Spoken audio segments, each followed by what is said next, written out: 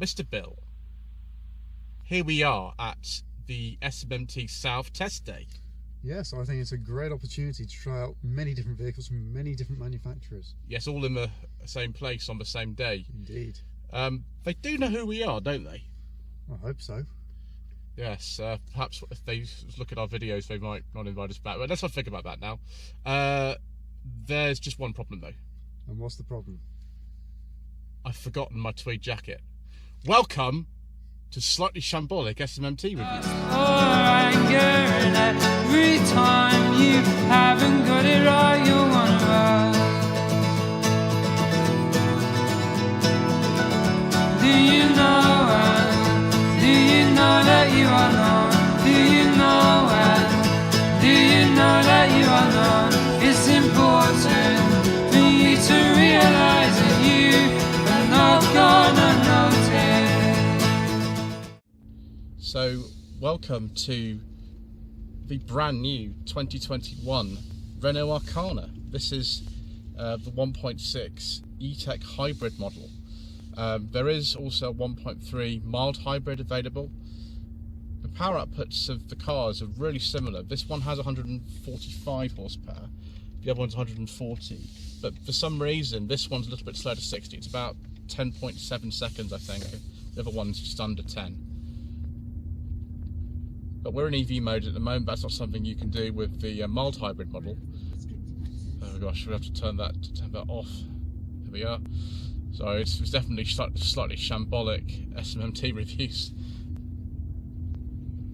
First impressions of this car are that it feels very sort of coupe-like. It's got quite a low roofline, and I think the previous driver of the car was a little bit on the shorter side than I am. I'm not a particularly tall person, but they I'd have a seat where I sort of clang my head sort of getting in. So just be aware of that if you've had someone who's a bit shorter than you driving the car, if you're just getting in for the first time. Just see what it feels like over the bumps. That's pretty good. That feels nice and smooth. It feels very kind of electric vehicle-like, which is no surprise. I believe you can do over a mile actually on EV mode alone in this. There's no plug-in capability, it's just a standard hybrid, but it feels very nice and smooth and relaxed. Materials in here feel nice and squishy, which is always reassuring considering this car costs almost £30,000. The range starts at about £25,000, so it puts it sort of firmly in territory of something like, I don't know, Hyundai Tucson, Kia Sportage, that kind of thing, or a really cheap alternative to something along the lines of BMW X6, which of course cost about twice the price of this.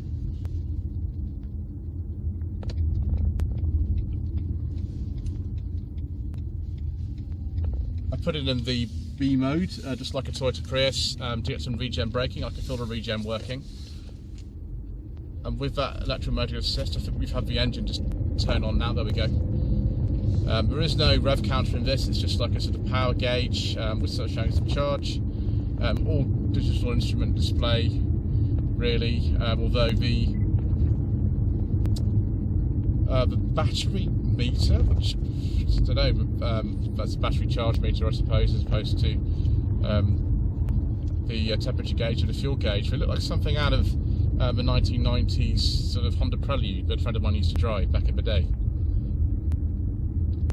Yeah, the steering's very light. Don't see on here any sort of driving modes or anything. But the car just feels very easy to drive. It's incredibly easy. It's really no bother at all. It's amazing that this is actually based on the same platform as the contemporary Renault Clio. It just stretched a bit. Right, let's go and park up and just have a look at this car in a bit more detail, because there's actually quite a lot to talk about with the Renault Arkana.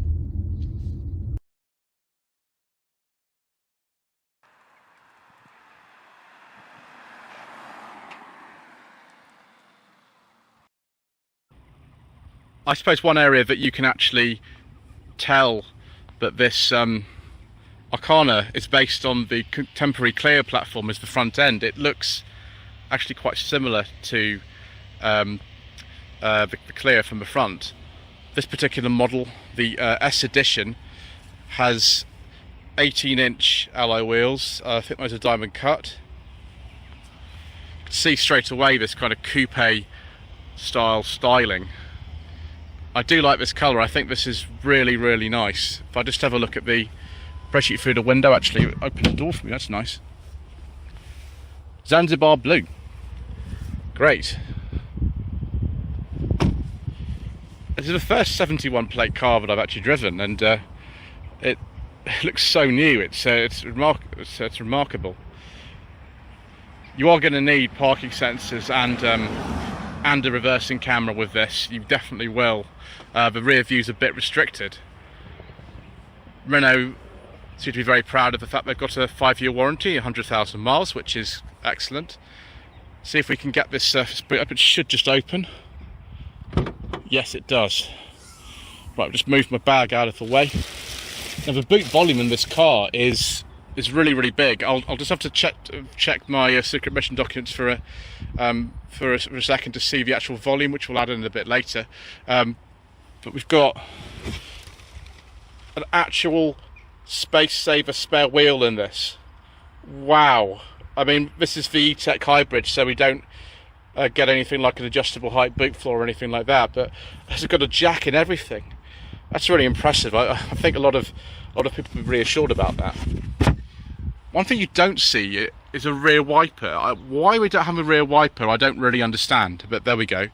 We also don't have any kind of hooks for putting bad shopping on. The Dacia Sandero Stepway that we filmed earlier today had 4 hooks in the boot. This doesn't have any. One thing I've noticed though is that the height of the sill is exactly the same height as the boot floor, which is really good. It's not an electric tailgate in this model, it's just a normal one, and that's fine. You know, you don't really need an electric tailgate in a car like this particularly. I like the little chrome, I think I call it diffuser at the bottom of there. Right, let's see if we can get in the back. Now this is something I've heard about with this car, is that the rear headroom's a little bit restricted, so we'll see. Okay, so I'm 5'11", so I'm not particularly tall. You have to step up into the car.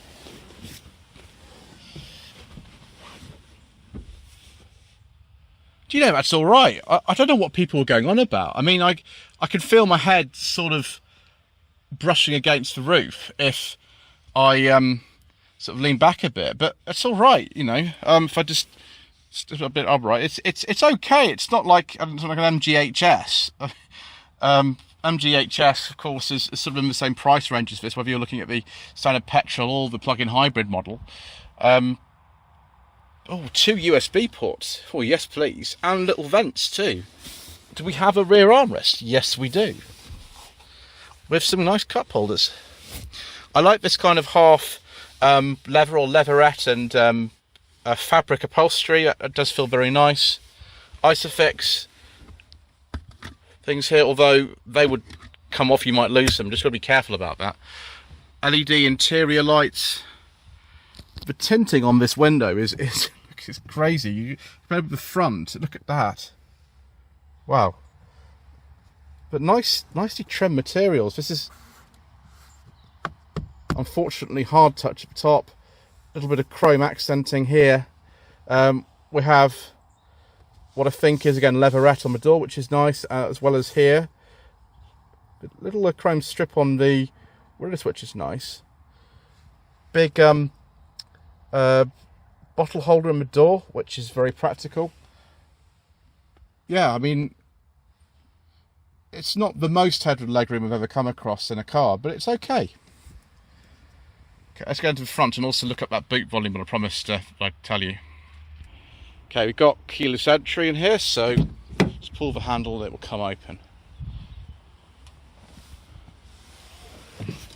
Okay, if I look at my secret mission documents, it's 513 litres for the mild hybrid and 580 for the E-Tech, which is this one. Okay, so just ignore the phone up there for doing in-car recording. Automatic wipers, automatic lights. Also got the old Renault 11 style steering wheel controls with stereo, which is brilliant. That's the cruise control switch, I believe, which used to be mounted back in the day down here on some Renault models, which was really strange. Automatic parking brake, of course, in this particular model. I don't think there is a normal handbrake available on an Arkana, which is a shame because I like normal handbrakes, but there we go. Similar stories in the back with the door, though that is actually soft touch, and so is the top of the dash. That's very nice. So the leather rim steering wheel does feel very good.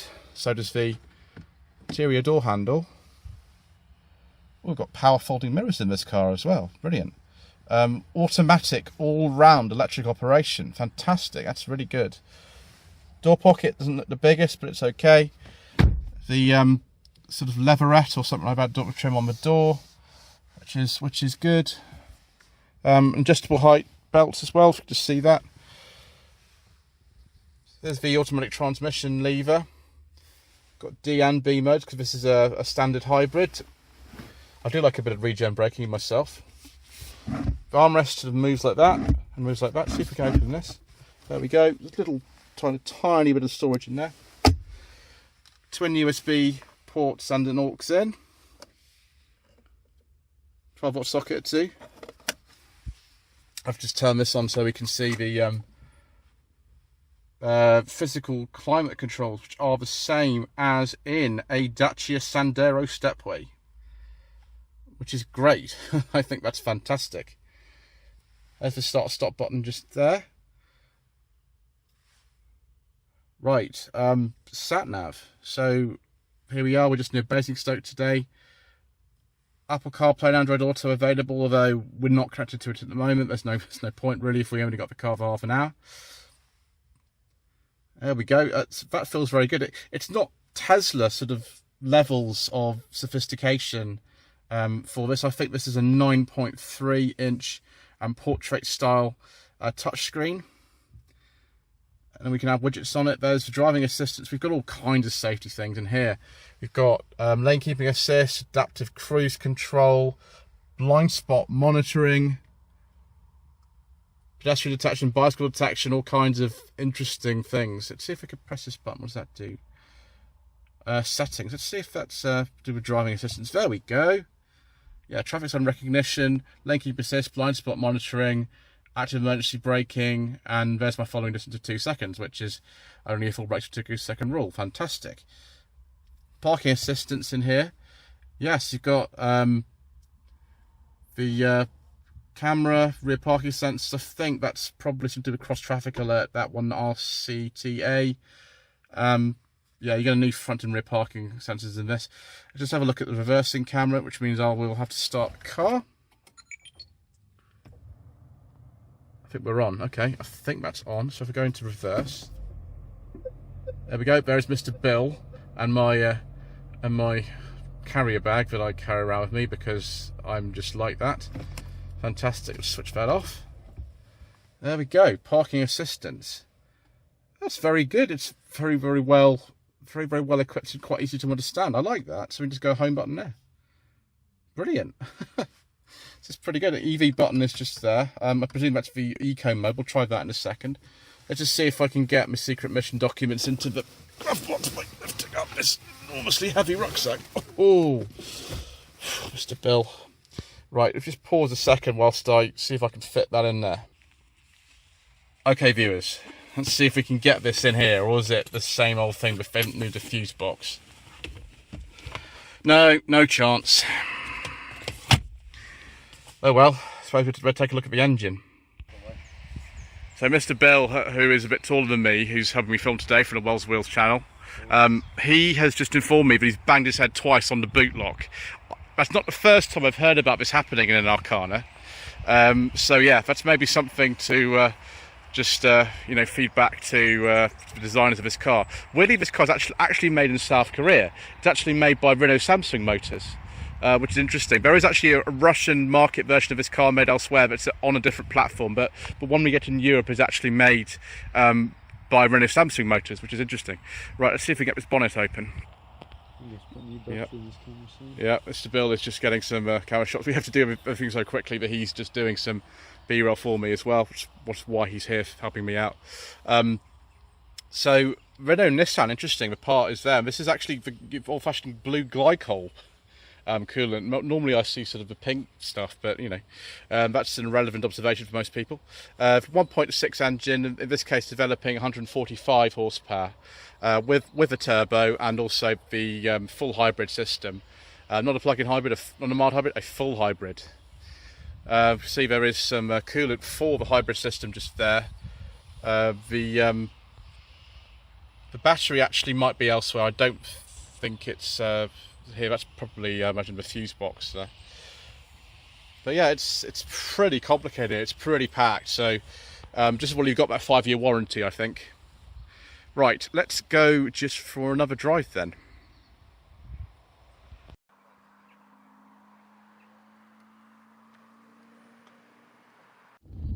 Right, so we're just gonna make our way back. I do like hybrids and electric cars that give you nice, strong regenerative braking, and this is no exception.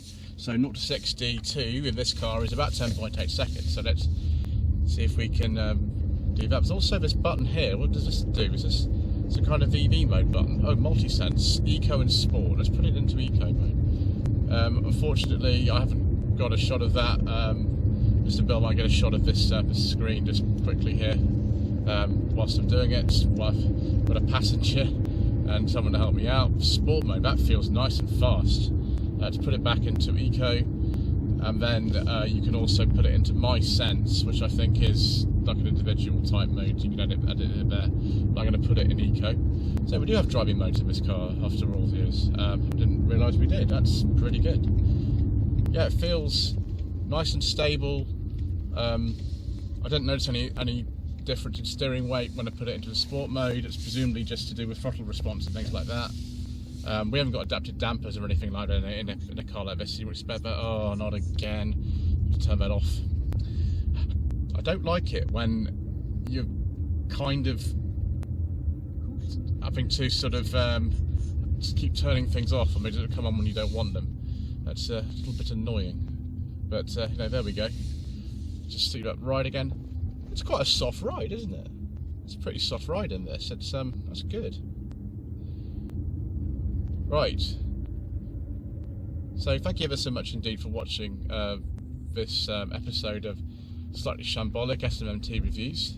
Thank you again to Mr. Bill from Wells Wheels for his assistance. Please don't forget to subscribe to the channel. Don't forget to like this video, leave a comment below. Also, social media links are down below, and no doubt we have a lot more from the SMMT test day in the south coming up on the channul very soon. Just for anger.